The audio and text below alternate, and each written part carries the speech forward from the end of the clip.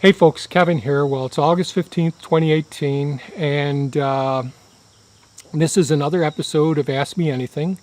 And recently, Shrive had left a comment and asked a couple of questions in response to a video I posted recently about using paper products, cardboard, and wood chips to help seal a pond built in basically gravel and sand.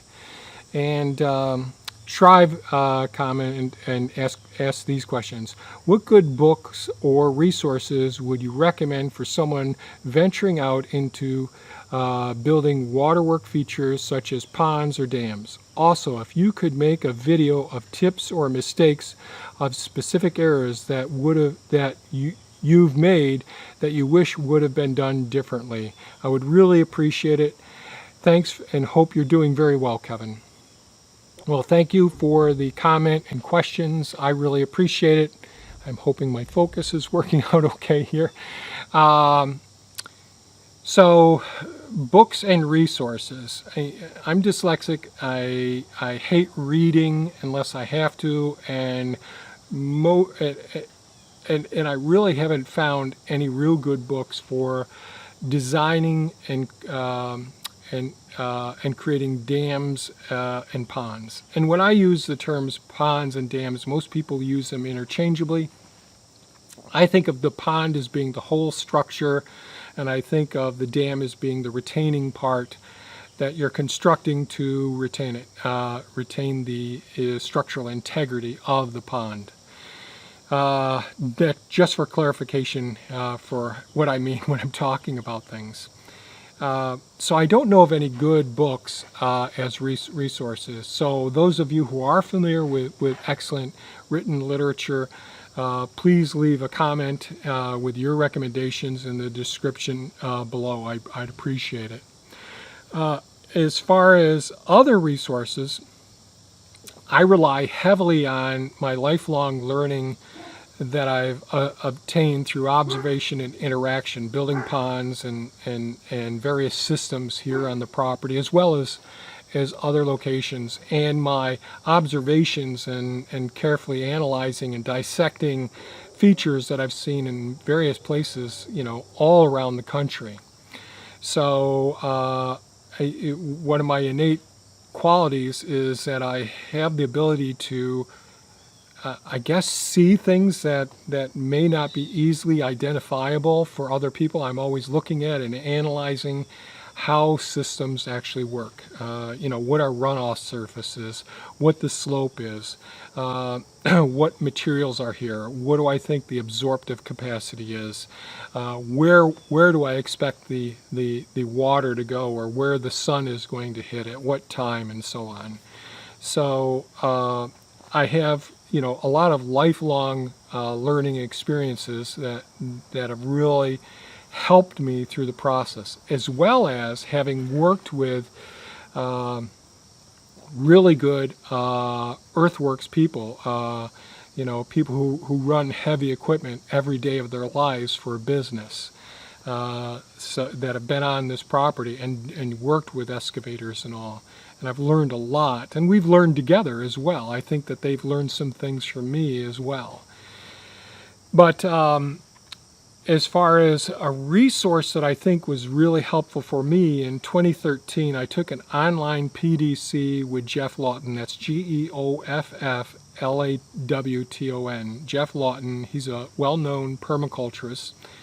And I'll try to put a link to his website or a video of him talking about ponds or dams as well. And when I took that PDC, he rolled into it an Earthworks course as well. Now, these were both online courses, so they certainly won't fulfill the needs of being able to go on out there and do things. Like most things when we take online courses, or we even go to a 7-day or 14-day workshop, it's sort of like when you graduate from veterinary school. Well, you have a lot of knowledge, you've got lots of packed information, and a lot of it's practical, some of it's very impractical, but you have to get some experience. You need to get to really be working with patients and working with clients on a regular basis to really expand your experiential skills.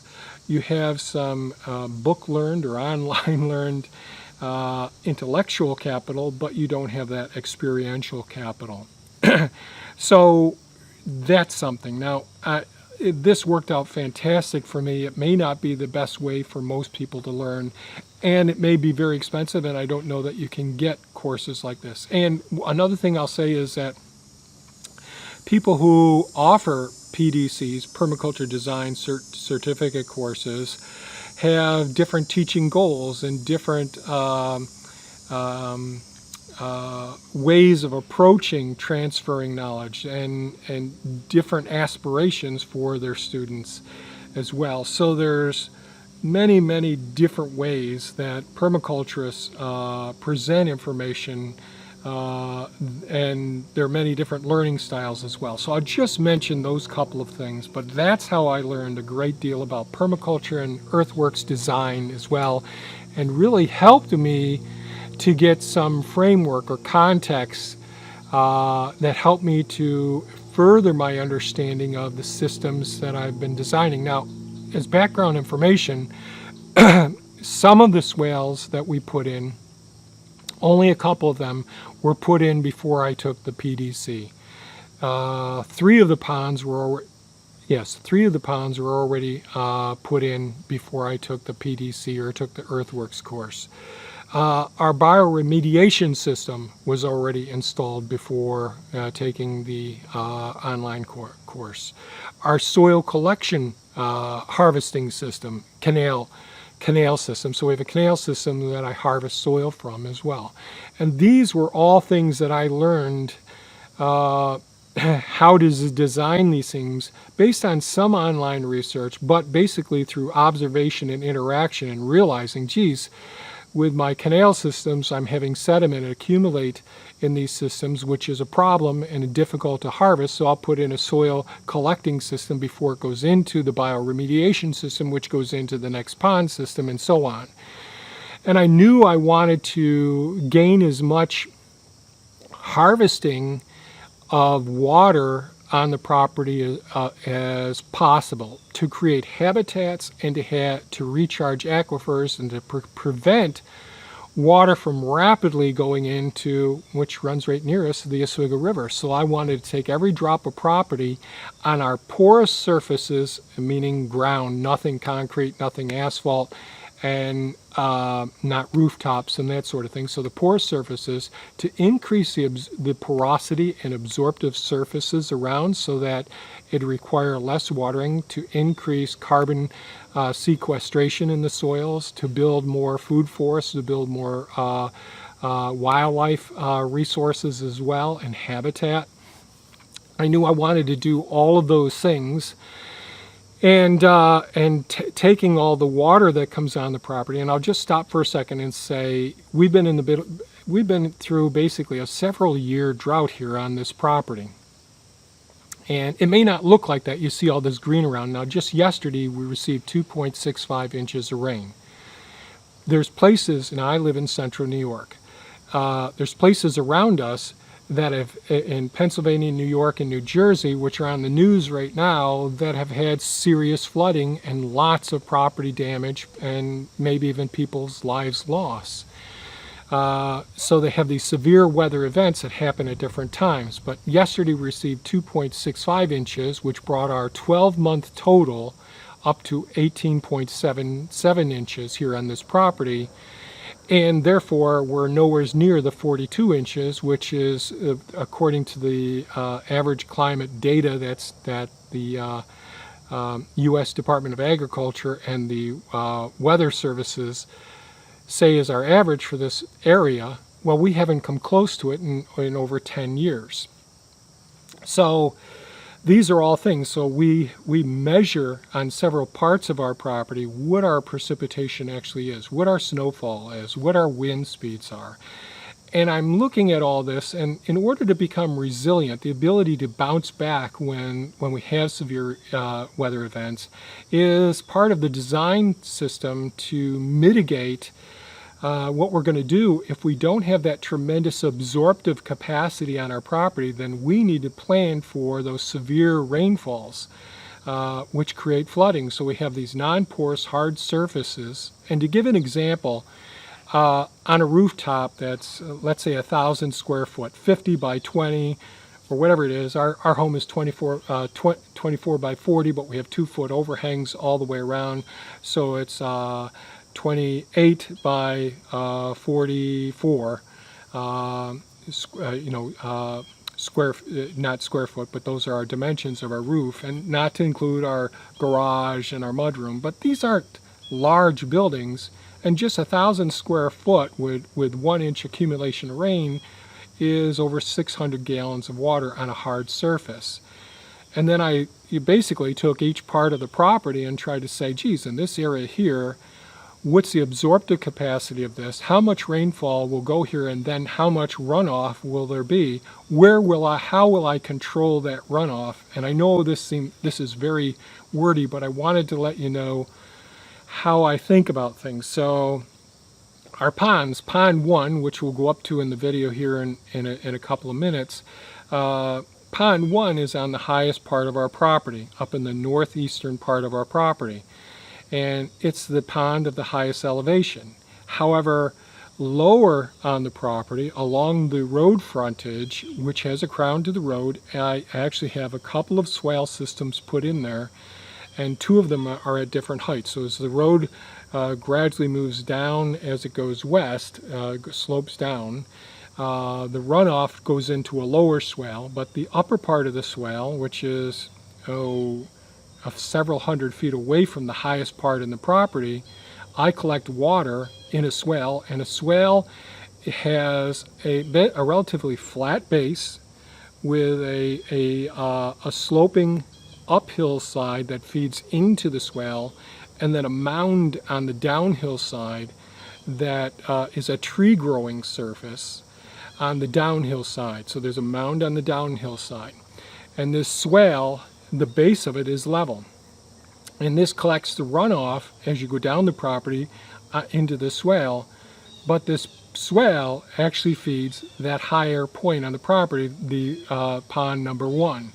And no, water isn't running uphill, but people would think it would be, because you're walking down the gradual slope, and you see the swale system, and you say, well, how's it feeding up there? Well, the base of the swale is level. It just happens to be a couple of inches above the top level of the water of pond 1.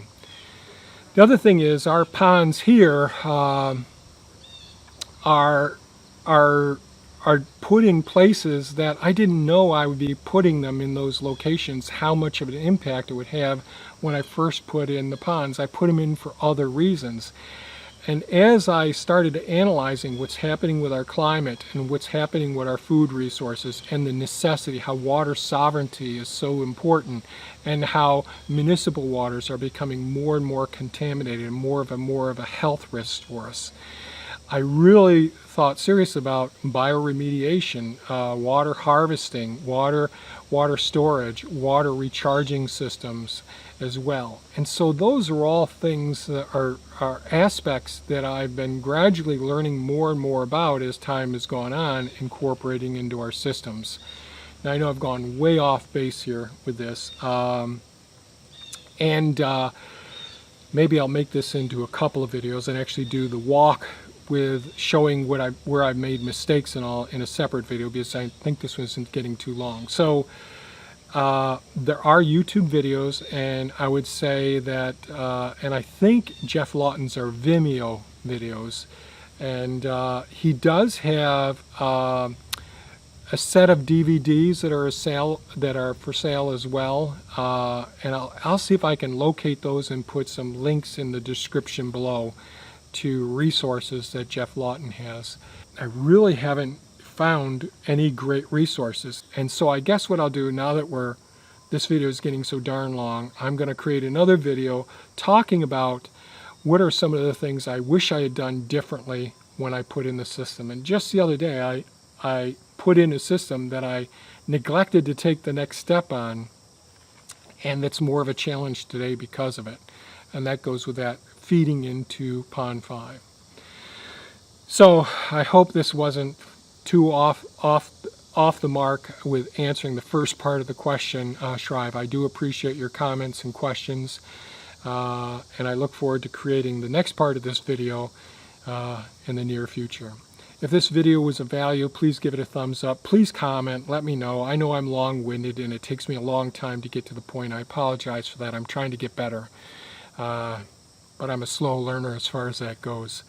And so if it was value, give us a thumbs up, share it with your friends, leave a comment, ask questions, and by all means, folks, have a super fantastic day.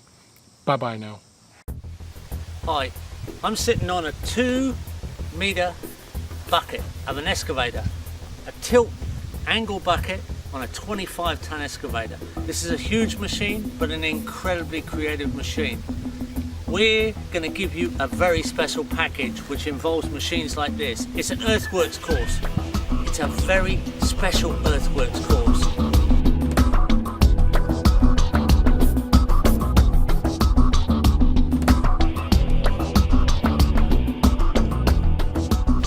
We've already given you an online PDC that's half the price a normal PDC would cost to take with us. But now I'd like to give you something else, something really special, something I've wanted to do for a long time. An Earthworks course normally would cost the same price that your permaculture design certificate course online has cost you. This is an extra bonus.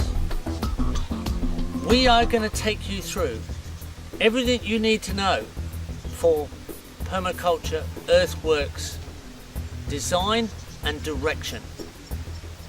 We're going to take you through building a dam.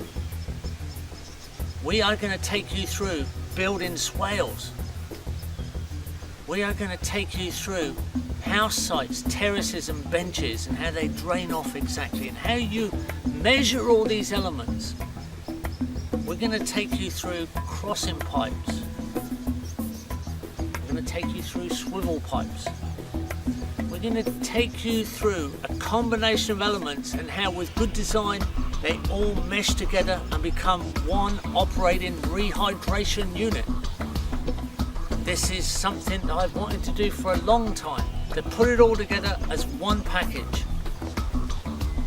You will become geosurgeons.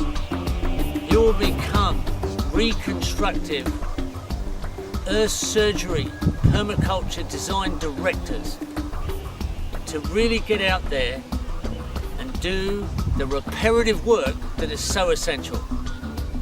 It's my pleasure to give you this. It's something I'm passionate about. It's something I want you to be passionate about.